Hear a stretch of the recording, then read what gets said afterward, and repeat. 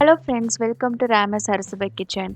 நம்ம இன்னைக்கு இந்த வீடியோவில் ரொம்பவே சூப்பரான ரொம்ப யம்மியான அவகேடோ யூஸ் பண்ணி ஒரு வீட் பேன் கேக் வந்து செய்ய போகிறோம்.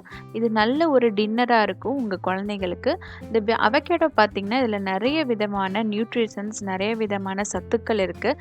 இது குழந்தைங்களோட பேபி டெவலப்மெண்ட்டும் இம்யூனிட்டியை நல்லா பூஸ்ட் பண்ணும். ஈஸியாக வந்து டைஜஸ்ட் ஆகிடும். என்னோடய சேனலை இப்போ தான் நீங்கள் ஃபஸ்ட் டைம் பார்க்குறீங்கன்னா சப்ஸ்கிரைப் பட்டனை ப்ரெஸ் பண்ணிக்கோங்க. கூடவே இருக்கிற பெல் ஐக்கானையும் கிளிக் பண்ணிக்கோங்க. நமக்கு இந்த அவகேடோ பேன் கேக் செய்கிறதுக்கு நான் ஒரு அவகேடோ எடுத்திருக்கேன். அவகேடோ வந்து ரொம்பவே நல்லா பழுத்திருக்கணும். அது நல்ல ப்ரௌன் ஆயிடுச்சுன்னா அந்த அவகேடோ வந்து நல்லா வந்து பழுத்திருக்கு அப்படின்னு அர்த்தம்.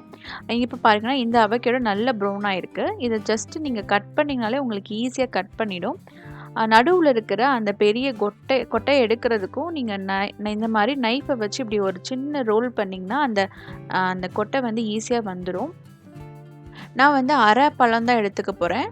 ஸோ அரை பழத்தை நல்லா ஸ்க்யூப் பண்ணி நீங்கள் ஒரு பவுலில் வந்து சேர்த்துக்கோங்க. நீங்கள் இது நிறைய நீங்கள் சேர்க்குறீங்கன்னா மிக்சியில் கூட அரைச்சி நல்ல பேஸ்டாட்டம் பண்ணிக்கோங்க.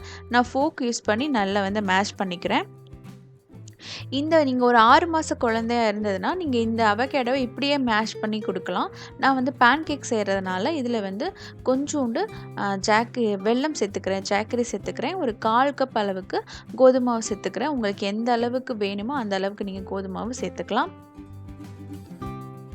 இதில் வந்து நான் வந்து தண்ணி யூஸ் பண்ணி மிக்ஸ் பண்ணுறேன். நீங்கள் வந்து நல்ல சுத்தமான மாட்டுப்பால் இருந்ததுன்னா அதை யூஸ் பண்ணி நல்லா மிக்ஸ் பண்ணுங்கள். இன்னும் நல்லா ஹெல்த்தியாக இருக்கும்.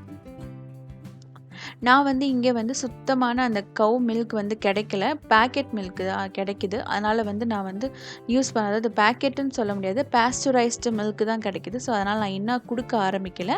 நீங்கள் வந்து மில்க் யூஸ் பண்ணி நல்லா மிக்ஸ் பண்ணிக்கோங்க. இது நல்லா இந்த அளவு கன்சிஸ்டன்சி வந்தப்புறம் ஒரு பேனில் ஒரு கீ இல்லைன்னா பட்டர் தடவிட்டு இதை நல்லா ஒரு தோசை மாதிரி நல்லா ஊற்றிக்கலாம். நீங்கள் சின்ன சின்னதாக கூட பேன் கேக் மாதிரி சின்ன சின்னதாக ஊற்றிக்கலாம்.